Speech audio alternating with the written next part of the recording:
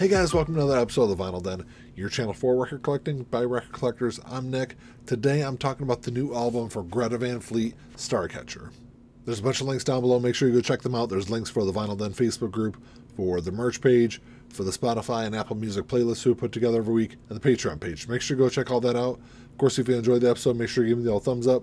Hit that subscribe button down below. Make sure you hit that notification bell so you're notified every time I release new episodes.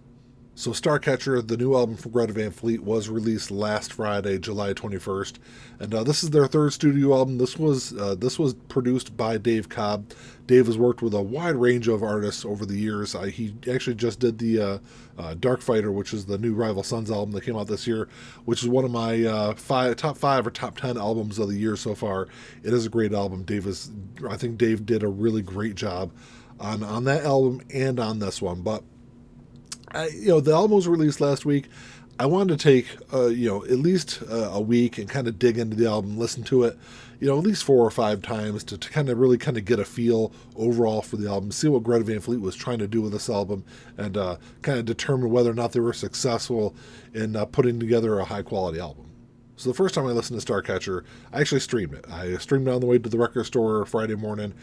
And there's one thing I noticed right away, and that was there's a couple of tracks. I think Frozen Light was one of the tracks I really noticed it on, where, at least on streaming, the vocals sounded a little too buried in the music. And it was actually kind of funny because when I listened to it, when I got home and listened to the record, I didn't get that. So that's one big difference, I think, between streaming services and the actual physical copy of the album, which, like I said, it was something I noticed on streaming. It wasn't quite there, wasn't as noticeable on the physical copy of the album. But that was like one thing right away where I was like, well, I haven't noticed that a whole lot on previous Greta Van Fleet albums, so maybe that was something stylistically that they were trying to change up and do a little different on this one. Another thing that really struck me right away was that while this album is still very much a blues rock oriented album, just like everything else that Greta Van Fleet has done in their career, of course there's always the comparisons to Led Zeppelin, and there still are some of that. You can still definitely tell they're still heavily influenced by that classic rock sound. That's very strong on this album. But where I will say that a couple of their early EPs were very much more, I would say they're more along the lines of Led Zeppelin type of music. They kind of break away and have created a little bit more of their own sound over the Battle of the Garden's Gate and Starcatcher. And with Starcatcher, there's definitely more of there's a progressive rock, a stronger progressive rock influence on here. There's even some psychedelic influence on this album also that kind of creates or helps them create their own sound, I think, on this album. But I think with Battle of the Garden's Gate and with Starcatcher, they've moved away from a lot of that Led Zeppelin comparison, even though there are a couple of tracks on this album where you listen to them and you're like, well, that kind of has a vibe of this particular Led Zeppelin song. I still see some of that, and that's why I say that comparison I think is still valid somewhat. I think over the course of the last 2 albums, like I kind of expected them to do, Greta Van Fleet has been kind of breaking away from that. I think trying to create their own sound where there aren't as many of those comparisons. Overall, I think the band did a great job constructing this album. Musically speaking, Jake's guitar playing on this album is fantastic. I think with the work he's done on this album and what he did on the Battle of the Garden's Gate, I think it's some of the best guitar work in guitar-driven rock that we've heard over the last couple of years. I get it. Some people don't like the way that Josh sings, and I understand that. There are other lead singers from the past several decades that I'm not a big fan of their vocal style either. So I get where some people don't like the vocals.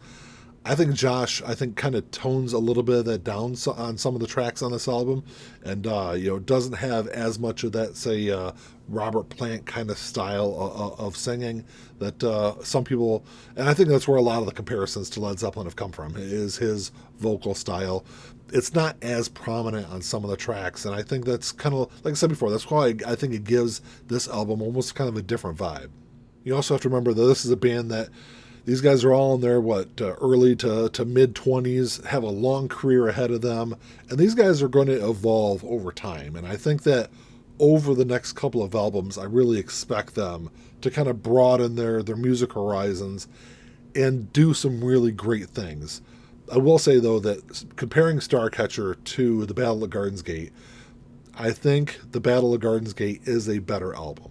I think as far as their 3 albums go, Anthem of the Peaceful Army, Battle of Gardens Gate, and Starcatcher, I would put this album kind of side by side with Anthem of the Peaceful Army. I think they're both really good albums. They're not as good as the Battle of Gardens Gate, but I think Starcatcher is one of those albums that over time, over the next several months, I think I'm going to dig into this even more and kind of gain an even a bigger appreciation for this album over time. Because I've seen this kind of like recurring theme over the last couple of decades, especially when you have a younger band like Greta Van Fleet. When they have success, they try to replicate that sound on their next album or two. And then they eventually fail and kind of go away to wherever. Greta Van Fleet has not done that. The success that they had with the Battle of Gardens Gate, they did not really try to replicate on Starcatcher. That's why I said there's more varied influences on this album that you didn't really see on the previous album. Even like I said, even though the previous album I think is a better overall album, I still think this is a really, really solid album. I think the one thing I can knock the music on is that, yes, on some of those tracks, especially since a majority of people listen to albums through streaming services, on some of those songs, Josh's vocals are a little harder to understand because they are kind of pushed a little further back into the music than I would really want it to. Maybe one day we'll see something get remastered or remixed and kind of change a little bit of that. But as far as the music goes, that was kind of my one big knock on the album. So as far as the physical form of the album goes, I bought 2 copies of this on vinyl. I bought the indie exclusive, which is on a translucent white with glitter vinyl, and then I also bought the standard clear version. I will say that if you've not bought this album yet, I would stay away from the glitter version of it. The glitter version I've cleaned my copy multiple times. I've seen tons of people online, even in the Vinyl Den Facebook group, that have copies of the glitter version. That even the Target version, which is a translucent red that has glitter in it, has some background noise. It has some pops and clicks that shouldn't be there, especially on a new album. That I think largely is because of the glitter in the vinyl. The clear version doesn't have any of that. The first time I listened to the clear version, I did pull it out of the package, didn't even clean it, and it sounded fine. The glitter version, I put it on, and like I said, I cleaned it twice, and it still had this really, you could really notice it in quieter parts of the album, but there's definitely some background noise. There's definitely some really noticeable pops and clicks earlier in the album. I will say that side A was definitely worse than side B. Side B was a lot more quieter than side A was. So that's why I said I think it has something to do with the glitter that they used in the vinyl. So like I said, if you haven't bought it yet, I would definitely steer you towards the clear version than any of the other ones. But as far as the packaging of this album, I really like the way they did it. Even though it's just a plain cover, it is kind of textured. The jacket is textured, and then all the lettering on here is all embossed. The same with the back of the album. If I can get my album out, because I use these dual pocket sleeves here. The back of the jacket is all embossed also. So like I said, I love the way the packaging. I like how they did it. Even though it is a more simplified, simplistic kind of album cover and jacket, which the Foo Fighters did the same thing with their album this year. But overall, I really like the way they did it. It didn't have to be anything fancy. It just really kind of a nice presentation. So a few of my favorite tracks on here. I like Fate of the Faithful. I thought it was a great track. The Falling Sky, The Archer, and Meeting the Master, I think were my top 4 songs on the album. I will say that Meeting the Master was released as a single.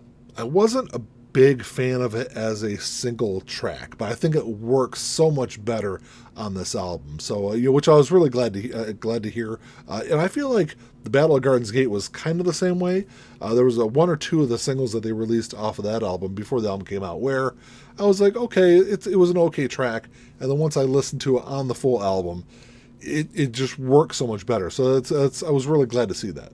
So overall, I think I give this album, I kind of went back and forth. I wanted to say 7.5 out of 10, but I decided to give it an 8, just because, like I said, I couldn't really come up with too many things that I had an issue with on the album. The vocals being kind of buried on a couple of tracks is something that, like I said, isn't as noticeable on the vinyl. But like I said, most people are going to stream this album and listen to it, so you're going to hear that. And like I said, there's a couple of tracks that happens on, and I think it takes away from what the album is and you know how good the album could be. But I don't know. Outside of that, I guess I don't like the fact that they released 4 of the 10 songs as singles before the album came out. I feel like it kind of takes away from some of the anticipation, you know, that we used to have, you know, when we were younger for album releases. Because now you've already heard almost half of the album before it comes out. So I feel like maybe that also kind of takes away a little bit from it also. But I don't know. Drop me a comment down below. Let me know what you guys think. Because overall, I think it's a really solid album. I think it's a really good album. I expect this to end the year in my top 10, and maybe, you know, who knows? Maybe it'll kind of, over the next couple of months, it'll kind of grow on me a little more and kind of creep up into my top 5. But we'll see how the year ends with that. But I don't know. Let me know what you guys think. If you enjoyed the episode, make sure you give me the old thumbs up. Hit that subscribe button down below. That's all I got. Until next time, keep on spinning. Peace.